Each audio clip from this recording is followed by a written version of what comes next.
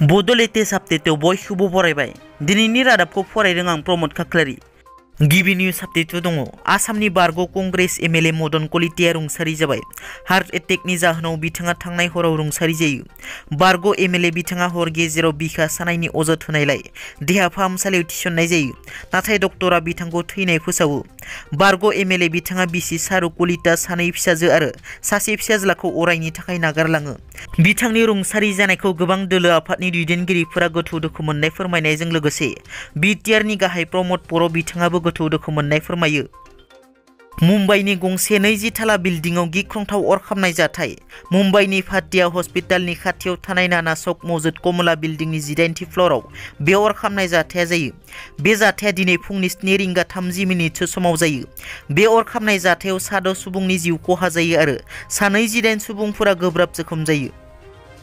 जोंनि बर' समाजाव दासिमबो खोमसि फोथायनाया दङ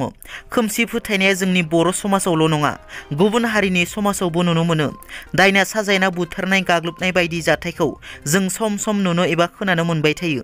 बेबायदिनो सनितपुराव सासे बर' सुबुंखौ दायना साजायना गाग्लोबनानै जोखोम खालामनाय जाथाया सोराङाव फैदों सनितपुर जिल्लानि सिङाव थानाय जयन्तपुर गामिनि थागिबि 60 बोसोर बैसोनि चक्रधर स्वर्गियारिखौ नंखाय दायना साजायनानै थांनाय हरनि 8 रिंगायाव गामिनि सानैसो सुबुंफोरा न'निफ्राय दैखांना लांनानै बुग्लिनानै जोखोम खालामो बे जाथायजों लोब्बा थानाय दायनिगिरिफोरनि हेंथायै थानायाव एजाहार होबाय होनना मिथिनो मोननाय जादों मख'नो गोनांदि बे जाथायाव गामिनि आफादगिरि प्रदीप खाख्लारियाबो लोब्बा दं होननाबो नंखाय दायना साजायनानै गाग्लोबजाग्रा चक्रधर स्वर्गियारिया फोरमायो दिनै बाक्सा जिल्ला मुसलपुरनि बाथौफुरियाव बिपिएफ दोलोनि मावथि फारिया जथुमा खुंफुंदों बे जथुमायाव बिपिएफ दोलोनि आफादगिरि हाग्रामा महिलारिया बाहागो लायो जथुमायाव बाहागो लाखांनायनि उनाव आफादगिरि बिथाङा खौरांगिरिनि सिगाङाव बुङोदि फैगौ 10 फेब्रुवारि खालार खालि बिटिसि एकर्ड सानखौ फालिनांगौ प्रमोद बर'आ फालियाब्लाबो दोलो हिसाबै बिपिएफ दोलोआ फालिगोन होनना लोगोसे रायजो बिजेपिनि आफादगिरि भबिस कलिताया बिपिएफखौ आलासि बुंनायनि सायावबो बिथाङा बुङोदि भबिस कलिताया जोंखौ आलासि बुंदों बेफोरबायदि सोदोबा मोजां नङा गिबि मन्थ्रिजों सिगाङाव गोबां खेब सावरायलायदों नाथाय दोलो हिसाबै बिजेपि आरो बिपिएफजों दिनैसिम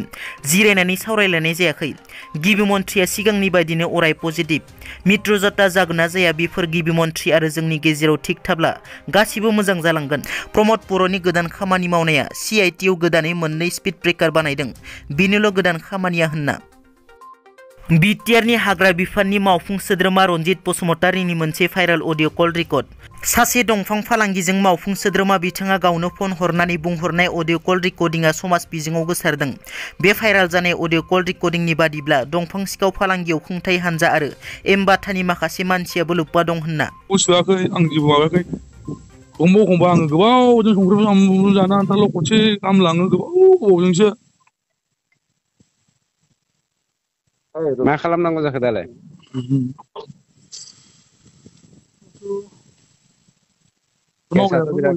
मावैयाबो गोबाव जाखाबाय आं जानाया केसाथ' बहुत गोजौसिम थांदों चिफ मिनिस्टारनिसिम चिफ मिनिस्टारा चिफखौ मैया हरदों चिफआ मैया दिल्लीनिफ्राय आंखौ अर्डार हरदों आरो डाइरेक्ट देरहासारनि मिलाव गारो होननानै इनफरमेसन फैजोबनानै दं आंनाव बेजोंथ' लाइन जायोना सार नोंनि मानसियानोथ'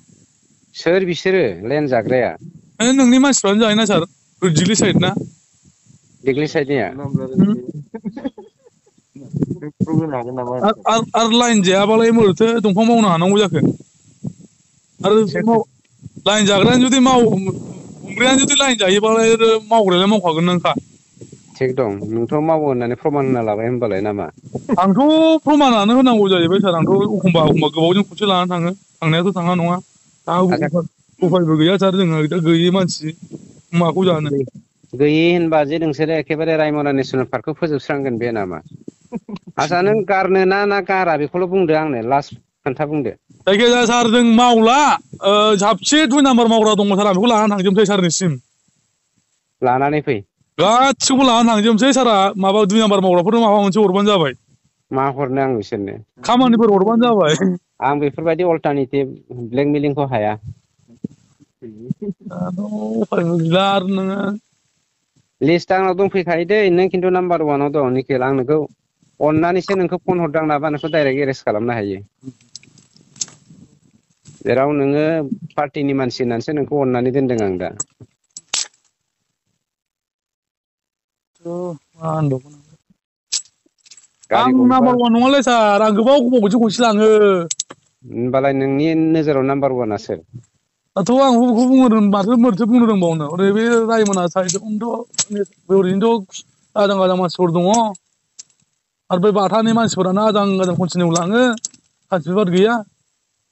दा बाथानि मानसियानोथ' नोंनो जानानै दङना नोंखौनो लिडिं खालामदों होनना बुंगासिनो दं होद बहाय आं लिडिं खालामदों सार आं जेबो लिडिं खालामा आं गैया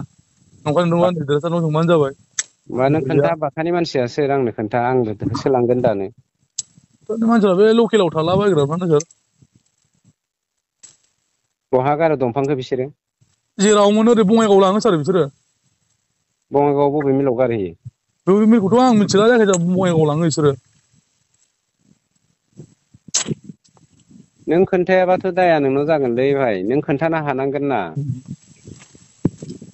दा आं नोंखौथ' मिथियाना सार बिसोर जायखिजाया बङाइगाव लाङो ओमफ्राय बङाइगावनि मानसिफोर दंदेरो बङाइगाव लाङो जायखिजाया बिसोरो सोर रेन्जारा इनभल्भ दं बेवहाय आंथ' बेखौ बुंनो रोङालै सार सोर रेन्जारफोर दं बेबा बबेजों बोयो आथियाबारिजों आथियाबारि साइडजों फैयो बिसोरो आंथ' एखमबा गोबावजों खनसेल' लाङो बिदिनो संख्रि बानलु जानो आन्थाल' लाना थाङो आं एसे एसे गारदे मिथिबाय बेफोरबायदि केरेक्टारखौ गार बासायनो हानाय नङा आं बुंखादों मिथिबाय सार